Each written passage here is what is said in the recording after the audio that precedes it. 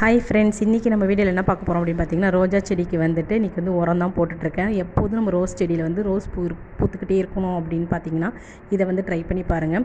நான் சுற்றிலும் மண்ணை வந்து களை கொத்திட்டு அதில் வந்து மாட்டு சாணியை வந்து காய வச்சு அந்த எருவை வந்து தான் போடுறேன் தூளாக்கி. அதுக்கு மேலே வந்து மண்ணை வந்து நம்ம போட்டுட்டு லைட்டாக தண்ணி தெளித்து விட்டுறலாம்.